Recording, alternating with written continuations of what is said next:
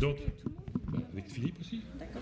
Donc, pour faire une synthèse de tout ce qu'on a vu aujourd'hui, j'appelle Philippe Lemoine, qui est un de nos fidèles depuis près de 10 ans, je crois, et qui a un talent fou, vous allez le voir, pour faire une conclusion, une synthèse d'autant d'innovation et d'autant de réussite. Donc Philippe Lemoine, président du Forum... Pardon, excusez-moi, je ne vous ai pas présenté Philippe. Voilà. Et de la Fondation Internet Nouvelle Génération. Bon, tu mets la pression. Je pense surtout que le talent majeur que je dois avoir ce soir, c'est d'être relativement bref, hein, parce que je pense qu'il est assez tard.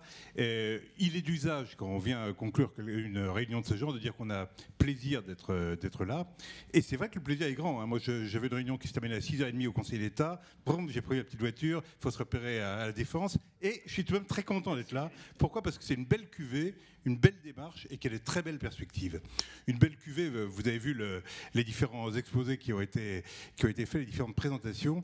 Moi, j'ai trouvé que bien sûr, ceux qui ont eu le prix, c'est formidable, mais les 13 nominés, franchement, c'était des couples tous très intéressants, avec du numérique, pas que du numérique, voilà, c'est assez intéressant, avec également des secteurs assez divers qui étaient représentés, fort contingent d'utilities, fort contingent dans le domaine télécom avec les nombreux projets d'Orange et électronique, une présence également dans le domaine banque, dans le domaine chiffres avec les experts, les commissaires aux comptes. Bon, voilà, ça faisait une variété relativement grande de secteurs qui étaient représentés, c'est très bien. Belle démarche, c'est la 12e édition. Moi, effectivement, j'ai eu à participer à presque la totalité. J'ai connu, on voit bien qu'il y a eu 3 époques. Il y a eu une première époque, lorsqu'il y avait une remise des prix, c'était systématiquement dans une entreprise publique. Parce que cette histoire de relation entre les grandes entreprises et les PME innovantes, les start-up, etc., c'était les entreprises publiques qui voyaient ça comme une sorte de service public, comme une sorte de mission d'intérêt général. Puis il y a une deuxième époque où je pense que je vous avais aidé à ce que les prix soient remis au MEDEF. Et c'était un petit peu lié à un discours sur l'entreprise citoyenne, etc. On est entré depuis pas mal de temps dans une 3e époque dans laquelle tout le monde se rend compte qu'avec l'innovation ouverte, avec la transformation numérique, c'est tout simplement indispensable de développer ces relations-là. Il n'y a pas si longtemps, il fallait encore convaincre, notamment vis-à-vis du monde de la grande entreprise. Je sais qu'il y a quelques années, je vous avais présenté mes amis de l'AFEP, de l'Association des grandes entreprises, et j'avais l'impression qu'on progressait à tout allure. Et puis j'ai entendu un haut responsable de l'AFEP parler à la radio un matin. Je me disais, c'est bien, on l'interrogeait justement sur l'innovation, sur des exemples de relations. Il disait, oui, c'est très important de développer les relations entre les grandes entreprises et les PME innovantes parce qu'il faut mettre les PME innovantes dans le coup. Nous, grandes entreprises, ça fait partie de notre mission de leur inculquer le sens d'innovation. C'est plus compliqué que ça. Hein. Quand on voit les types de relations, ça va dans les deux sens, disons, pour simplifier les choses. Et puis, des très belles perspectives parce que je pense qu'il y a des notions fondamentales de l'avenir qu'on va être amené année après année à découvrir de façon concrète et qui sont super importantes. D'abord, cette notion de transformation qui est très présente dans l'idée de transformation numérique, etc.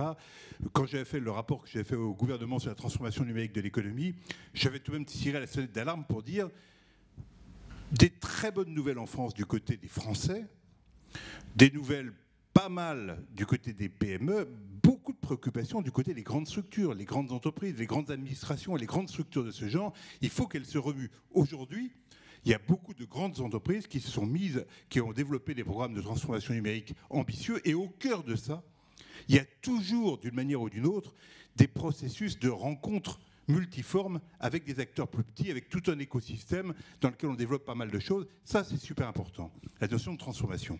Il y a une notion ensuite d'alliance transformatrice. Moi, j'adore ce mot d'alliance. J'ai participé il y a quelques années, j'étais un des seuls membres européens qui avait participé au lancement de quelque chose dont on parle dans les journaux pas mal actuellement, quand on parle de la Clinton Global Initiative, de ce que Bill Clinton et sa femme avaient monté.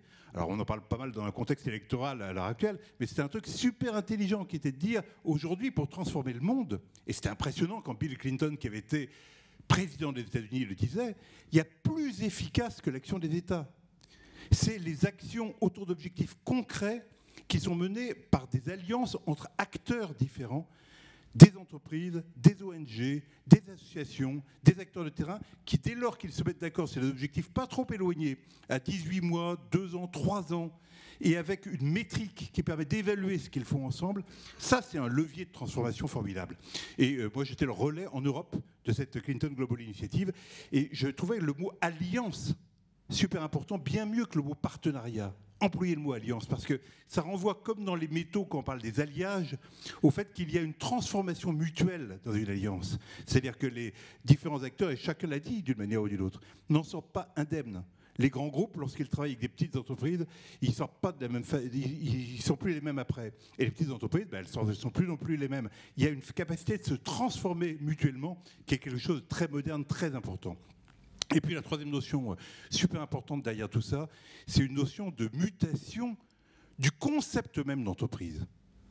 Quand on a fait, nous, les uns et les autres, des études de gestion, de management ou autre, on se référait encore il y a quelques années à une notion d'entreprise qui est complètement dépassée, qui était unique, qui était inspirée de la corporation américaine, de la big corporation telle qu'elle avait été inventée à la fin du 19e siècle, début du 20e, dans la révolution industrielle. Aujourd'hui, il y a un éclatement des formes d'entreprise, des entreprises petites, des entreprises grandes, des entreprises purement business, des entreprises sociales et solidaires, des entreprises très diverses, et surtout la réapparition, et on le voit dans certaines des alliances que vous faites, d'entreprises qui ont un but, une finalité, développer tel marché, telle chose, telle action. Et ça, c'est tellement contradictoire au mouvement qui a mené les entreprises pendant longtemps, qui visait à avoir un objet social le plus large possible. Seulement, quelquefois, elles se sont rendues compte qu'elles se prenaient les pieds dans le tapis. Aujourd'hui, il y a aussi une focalisation. La technologie va le permettre. Si on a plus de temps, on parlerait, pour ceux qui le souhaitent, franchement, renseignez-vous sur ce que la blockchain va permettre avec le développement notamment des Digital Autonomous Organizations, des organisations spécifiques qui vont permettre d'assembler de plus en plus des partenaires divers autour d'objectifs très ciblés. Tout ça, c'est des concepts d'avenir. Et ces concepts d'avenir, je pense qu'ici, on les aborde de façon très concrète, avec pas mal d'élan, pas mal d'avenir. Et ben, franchement, on va encore se voir très souvent. Merci beaucoup. Merci Philippe.